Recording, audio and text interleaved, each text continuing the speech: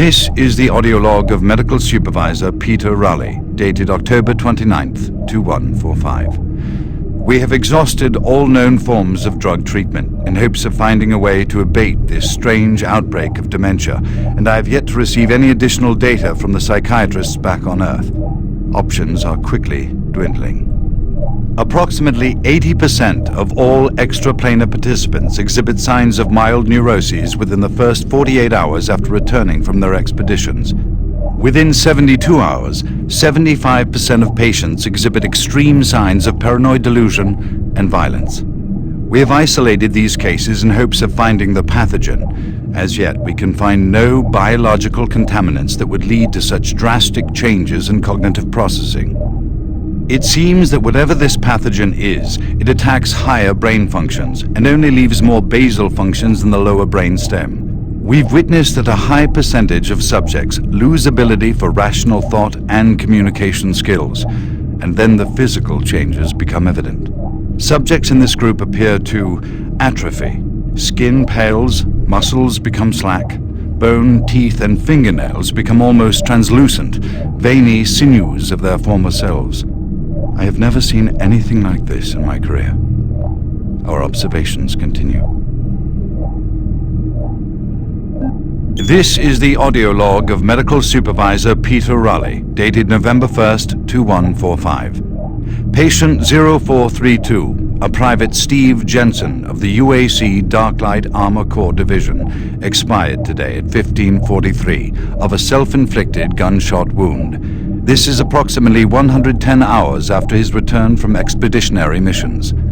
Private Jensen was suffering from paranoid delusions and full-blown dementia. Treatment was unsuccessful. He was the last surviving member of his outfit.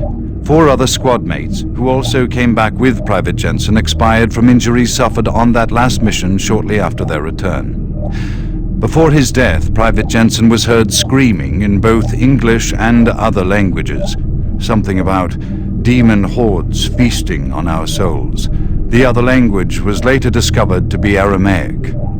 Due to security concerns in the area, I've secured some armaments within my office.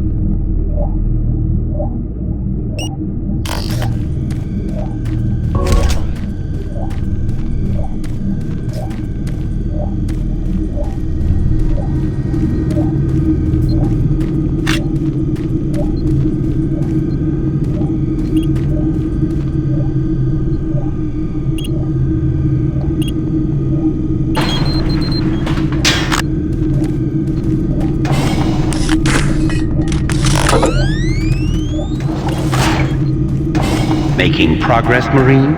Your journey is futile. You will die, and your soul will be mine.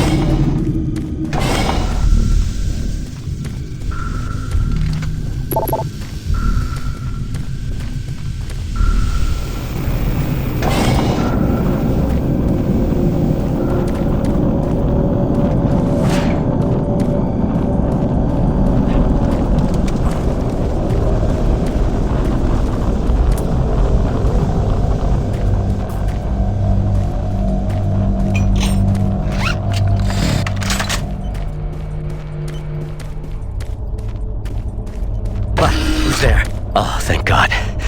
You're not one of them. I thought everyone else was gone. I was part of this. I helped them. The madness of opening to another dimension. Look, we don't have much time. We let it through. The evil, the protective stabilizer on the portal just failed after Betruger took the device. It was an artifact we had found in the ruins. He took it into the portal, and hell followed him out. You have to help me first. I'm going to try to get the teleporter systems running again. The areas are destroyed around us, so it's the only way through this part of the complex. You need to find me a working plasma inducer. It's all I need to get the teleporter working. You can look for it in operations. I have a security clearance. I'll unlock some doors for you. There. We don't have a lot of time. Please hurry.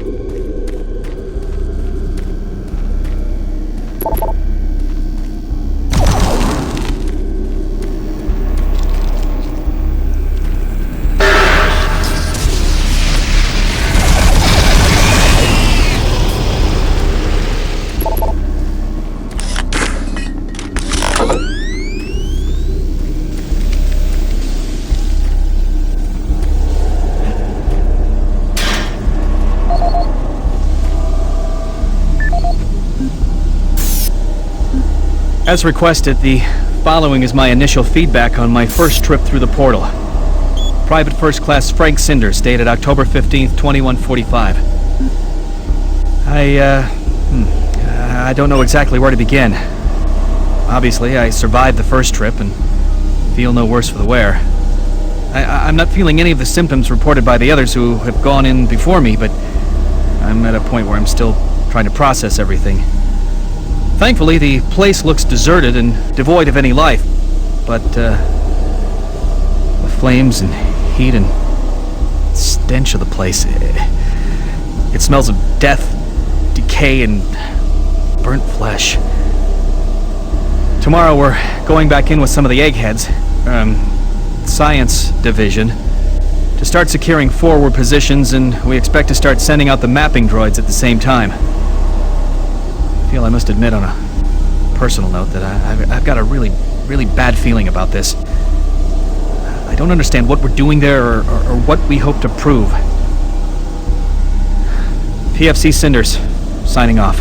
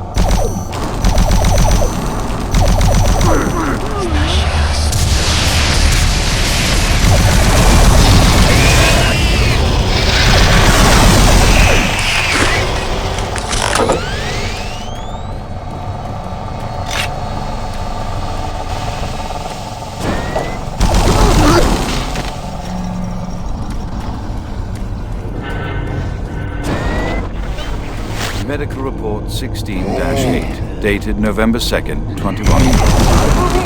Patient 04. Dark light armor core division today.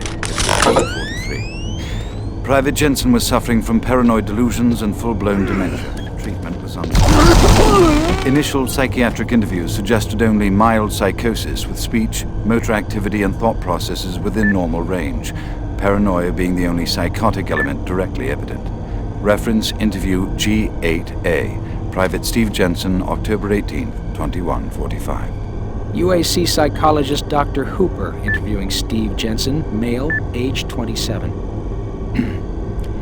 Steve, can you talk to me about the last few weeks, please? I don't want to talk. Well, I'm here to help you, Steve. I've tried talking. They think I'm crazy. You think I'm crazy. They, your colleagues, aren't doctors. Let me help you. Help? Nothing can help us. Prior sessions over a period of 72 hours reveal rapid deterioration of both physical and mental capacity, with behavior inconsistent with any known patterns. The patient was responsive for brief periods and had to be restrained during interviews. Reference interview H-3-2, Private Steve Jensen, October 21st, 2145. Tell me what you see, Steve. I don't want to see it anymore. I don't want to feel it. They'll be here soon, and then you'll see it. Can you talk about what you see?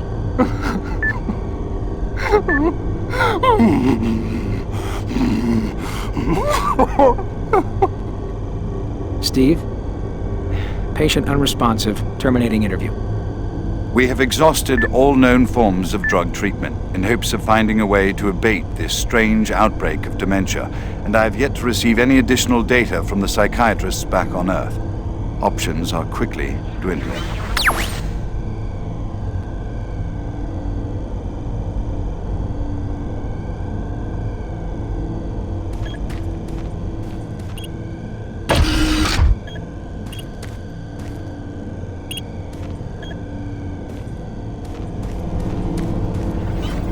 Medical report 16-8, dated November 2nd, 2145.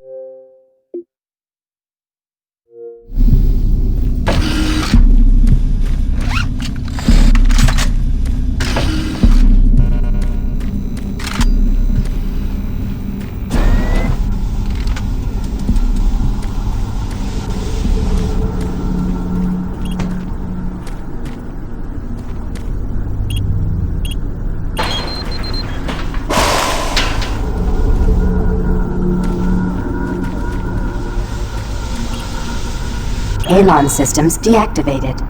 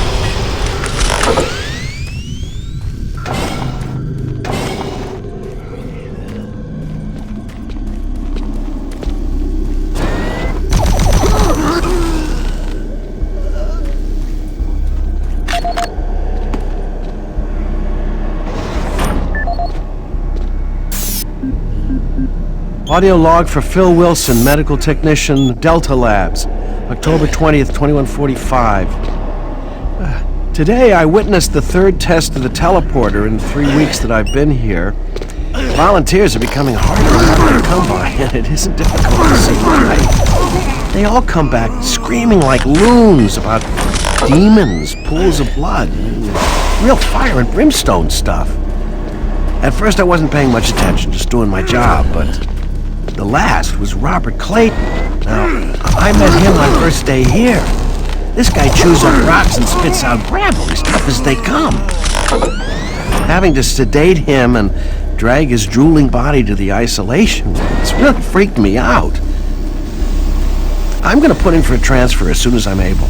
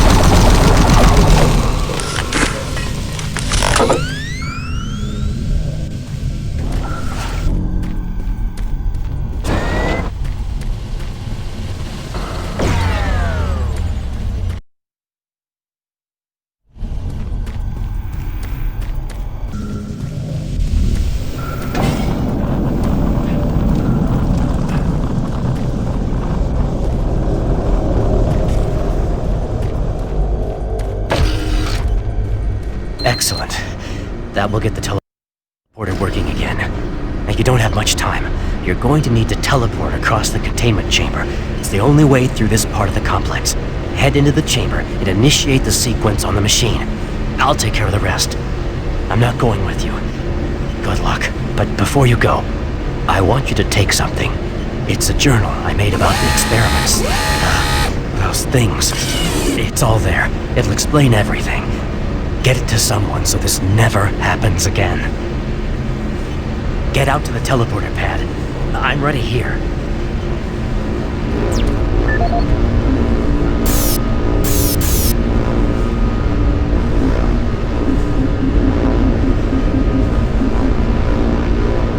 My name is Ian McCormick. I'm a research specialist stationed on Mars, working for the UAC.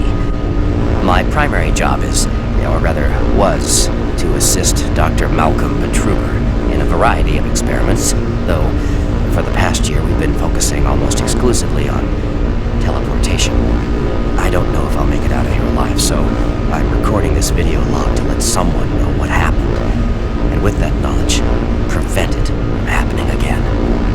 Initially, the teleportation experiments were amazing. We're creating a new science, and the prospects of it changing our way of life were, well, they were outstanding. I was proud to be associated with such an amazing project and someone as talented as Dr. Petruger. We noticed early on, probably before we had completed maybe a dozen successful tests, that there was a variable delay during the teleportation.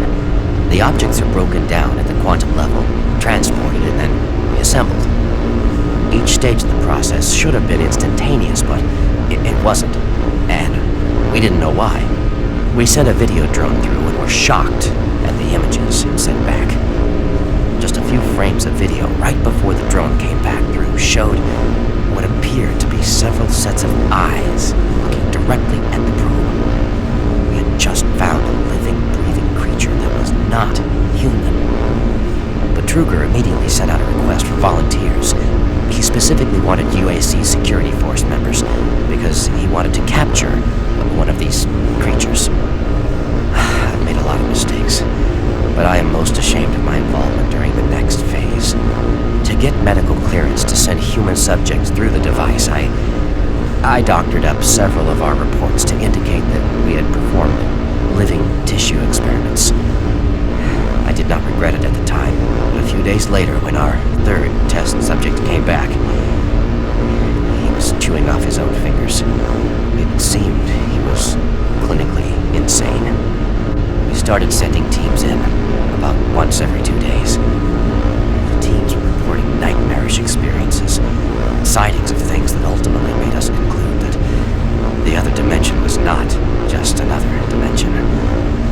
It was hell, and the creatures we were bringing back, demons. And then Petruger, he went through the portal himself. I don't know what he was thinking. It was an unscheduled trip, and he just went, and we couldn't stop him. And when he came back, he had changed. He sounded and looked the same, but he just... I don't know, he was just different. And then he did the unthinkable. He took the Soul Cube, the device that was discovered in the ruins, into the portal. The portal stabilizers just started to fail, and then living hell erupted into the base. Oh, we were stupid for not destroying the portals as soon as we realized what was on the other side. Oh God, forgive me. I blame myself for my part in this. Please, someone, never let this happen again. I'm sorry, Ian McCormick.